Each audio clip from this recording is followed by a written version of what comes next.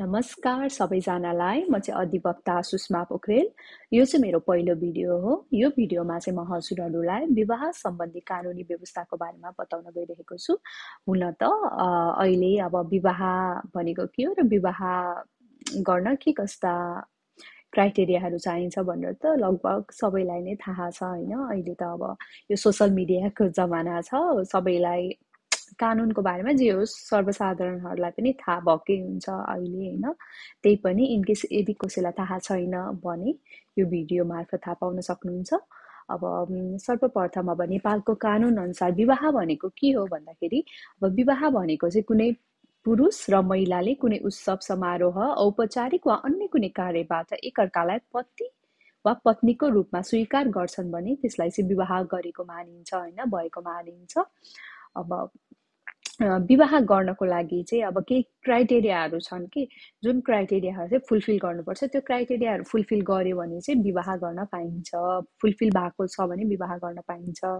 अब पहिलो क्राइटेरिया भनेको चाहिँ अब दुवै केटा र केटी दुवैले चाहिँ एकअर्कालाई पति पत्नीको रूपमा स्वीकार गर्नुपर्छ।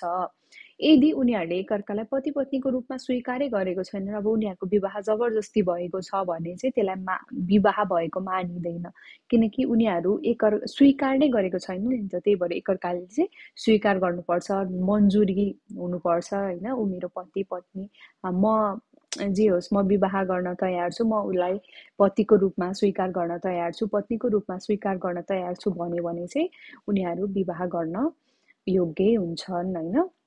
तर त्यति मात्र भएर भएन, अझै अरू क्राइटेरियाहरू पनि छन्। अब दोस्रो क्राइटेरिया के हो भन्दाखेरि दुवैजना 20 वर्ष कटेको हुनु पर्यो, केटा र केटी दुवैजना 20 वर्ष कटेको हुनु पर्यो होइन। अब पहिलाको कानुन अनुसार 18 थियो, अब केटाको छुट्टै केटीको छुट्टै थियो होइन। तर अहिले चाहिँ केटा र केटी दुवैजना 20 वर्ष कटेको हुनु पर्यो। अनि अर्को भनेको चाहिँ अब कुनै पनि हाड नाताको हुनु भएन केटा र केटी, बिच कुनै पनि ब्लड रिलेसन हुनु भएन होइन।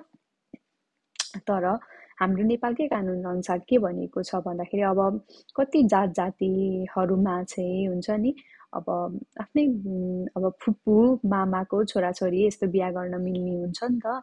अब त्यो कन्डिसनमा बाहेक चाहिँ होइन अरूहरूले चाहिँ आफ्नो हाड नाताबिच चाहिँ विवाह गर्न भएन। यदि विवाह गरेको छ भने हाड नाता सम्बन्धी कानुन अनुसार नै उनीहरूलाई सजाय पनि हुनसक्छ होइन। अनि त्यसै गरी अब अर्को के हो भन्दाखेरि अब कुनै पनि पुरुष र महिलाले चाहिँ पहिले नै विवाह गरेको हुनु भएन। अब पहिले विवाह गरिसकेको छ अनि फेरि विवाह गर्न लाग्यो भने त त्यो त बहुविवाहको मुद्दा चल्ने भयो नि त फेरि होइन। त्यही भएर तर इन केस अब यदि पहिले विवाह भएको छ र कानुनी अनुसार चाहिँ डिभोर्स वा सम्बन्ध विच्छेद भइसकेको छ भने पनि बिहा गर्न पाइयो। तर उनीहरूको पहिला विवाह भइसकेको छ, सम्बन्ध विच्छेद पनि भएको छैन भने चाहिँ गर्न पाएन। त्यसै गरी अब यो चारवटा क्राइटेरियाहरू भइहाल्यो होइन, जुन चाहिँ फुलफिल भयो भने, पुरा भयो भने चाहिँ मान्छेहरू विवाह गर्न योग्य हुन्छन् है। अनि त्यसै गरी कति धेरै कन्डिसन्सहरू छ जहाँ चाहिँ विवाह गर्न वा गराउन हुँदैन। अब यो मैले जुन भने नि त्यो अनुसार बाहेकको छ भने विवाह गर्न पाइँदैन होइन।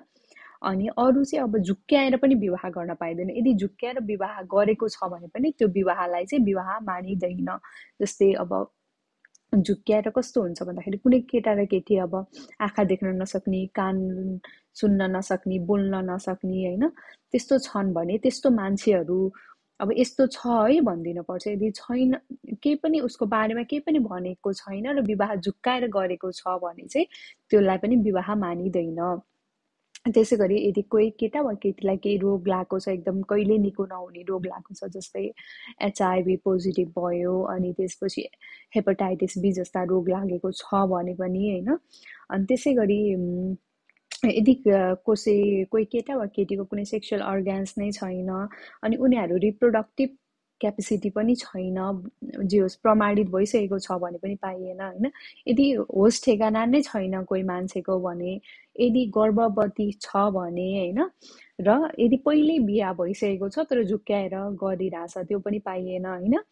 अनि त्यो केटा वा केटी कसैको मुद्दा चलिसकेको हुन्छ नि, फौजदारी नैतिक पतनदेखि नै फौजदारी मुद्दा चलिरहेको र सजाय पाएको छ भने पनि त्यो पाइएन। यो सबै झुक्क्याएर यसरी बिहा गर्छ भने चाहिँ अब त्यो झुक्क्याएर गरेपछि त्यो जुन पीडित व्यक्ति छ नि उसले चाहिँ के हुन्छ भन्दाखेरि उसलाई चाहिँ क्षतिपूर्ति दिनुपर्ने हुन्छ होइन। यसरी कसैलाई पनि झुक्क्याएर विवाह गर्न पाइँदैन र यो यसरी विवाह गरिन्छ भने त्यसलाई विवाह नै मानिँदैन, त्यो विवाह चाहिँ स्वत बदर नै हुन्छ होइन। त्यसै गरी अब विवाह बदर हुने पनि धेरै कन्डिसन्सहरू छ है। अनि त्यसै गरी सजायहरू पनि छ, त्यो चाहिँ म यो भिडियो चाहिँ अलिक धेरै लामो भयो जस्तो लाग्छ है। अब त्यो चाहिँ म अर्को भिडियोमा भन्नेछु। होप हजुरहरूले यो भिडियो मन पराइदिनु भयो होला भन्ने आश गर्दछु। यसै गरी म अब आज चाहिँ बिदा माग्न चाहन्छु। ल हस्, धन्यवाद सबैजनालाई।